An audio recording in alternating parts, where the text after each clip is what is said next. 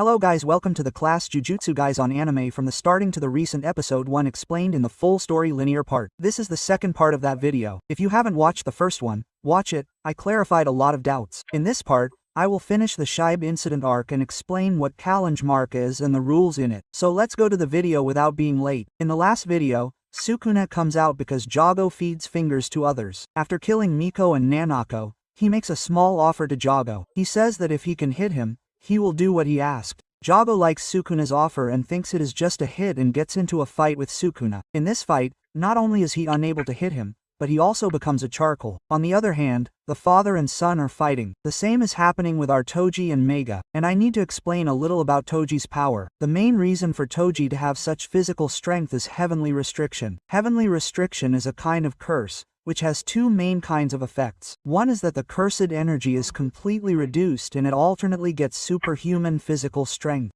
And if it gets a tremendous amount of cursed energy, its alternately physical strength is greatly reduced.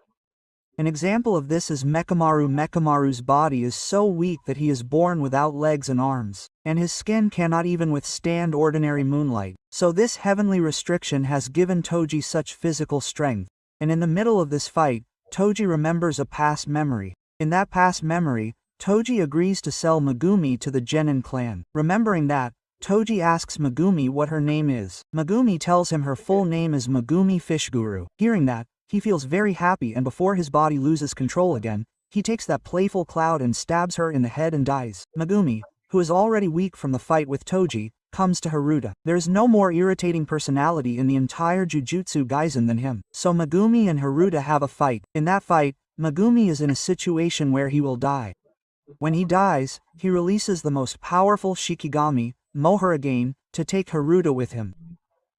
This Shikigami is so powerful that not even a sorcerer from thousands of years ago can control it, and they cannot defeat it. In addition to the most powerful body, this Shikigami has a sword in one hand filled with tremendous positive cursed energy, and Mohuragane can adapt any technique.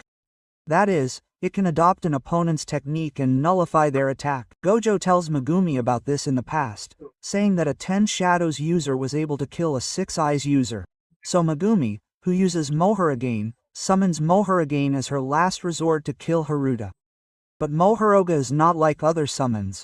Megumi and other summons listen to her, because if a 10 Shadows user wants to control a Shikigami, he must first defeat it. Only then will that Shikigami listen to him. So until now, every Shikigami that Megumi has used in Jujutsu Kaisen has been defeated and tamed by him. But Mohuroga is not like that. No matter how many 10 Shadows users have tried for thousands of years, they have not been able to defeat or tame Mohuroga. So in the fight between Megumi and Haruta, Megumi has no other choice but to start a ritual to defeat Mohuroga. This ritual will not stop until Mohuroga dies. So when Mohuroga arrives, she attacks Megumi, and since Haruto is also a part of this ritual, she tries to kill her too. At the same time, after defeating Yoga, Sukuna talks to Urawame and tells him to start preparing for his return. And sensing that something will happen to Megumi, he quickly goes to Megumi. And as soon as Sukuna goes there, he quickly analyzes the situation and saves Haruta. Because if Haruta also dies, the ritual will finish and Megumi will also die. So a fight takes place between Mohuroga and Sukunaki. This is one of the best fights in the entire Jujutsu Kaisen. Mohuroga starts adapting Sukuna's technique. So Sukunaki has no other way to defeat Mohuroga. So he uses his domain expansion. That domain expansion is so powerful that it destroys everything in a 140 meters radius except Megumi. And in this destruction, Mohuroga is also defeated. You may have doubts, but Mohuroga will definitely come back. It is only a Shikigami. It will come back no matter how many times it is summoned. And after all this destruction, Yuji regains control of his body. But seeing everything that happened there, he feels very sorry that it happened because of him and keeps crying. But now, saving his sensei is more important than crying, so he goes to look for the others. We know that Nanami burns Maki and Nobita in anger for killing Jogo Dagon before the fight with Sukuna. But Nanami is fighting with cursed spirits with his half-burnt body. And Yuji comes looking for him. When Yuji gets there, Mahito kills Nanami completely with his ideal transfiguration technique. I felt very sad when Nanami died, one of the favorite characters for me, and many more people die as soon as he leaves. I still don't understand how this became a show and manga. Seeing Nanami dead, Yuji gets very angry and starts fighting Mahi. In this fight, he seems a little less powerful than Mahi, because Mahi splits his body into two halves to find Yuji, and the other half is in the fight with Nobara. So Mahi sees that there is no other way to defeat Yuji. Nobara kills him with his ideal transfiguration technique and reunites with him. Mahi fights Yuji with his full power. At the same time, Todo arrives there. So Yuji fights Todo and Mahi with their full potential. In this gap, Mahi activates his domain expansion for 2 seconds. Why does it only take 2 seconds if you use it for more than that? If you touch the Sukuna soul inside Yuji, it will have to be touched. That is again a problem for him, so he only uses it for seconds. And due to this domain expansion, Todo loses his left hand. Yuji's black flash attack awakens a new power in Mahito. Due to that, he gains a true form. Yuji understands that there is no other way to end Mahito in that form except with Black Flash, so he continuously attacks with Black Flash. He literally beats him like he beat a dog. Due to that, Mahito returns to his original form. Seeing this, he literally runs away in fear, and at the same time, Kenjaku comes there and asks Mahito if he wants to save him. Since Mahito is a cursed spirit, he absorbs Mahito and his ideal transfiguration technique with his cursed spirit manipulation technique, and he does a lot of damage to Yuji. At the right time, the cuter students come there and save Yuji, and they fight with Kenjaku. Yurawame comes there to save Kenjaku. She freezes everyone with her ice techniques. Again, Yuki, who is surrounded by special gates, comes there to save all of them. Since it is difficult to fight with Yuki, Kenjaku releases some first powers of spirits throughout Tokyo, and he escapes from there.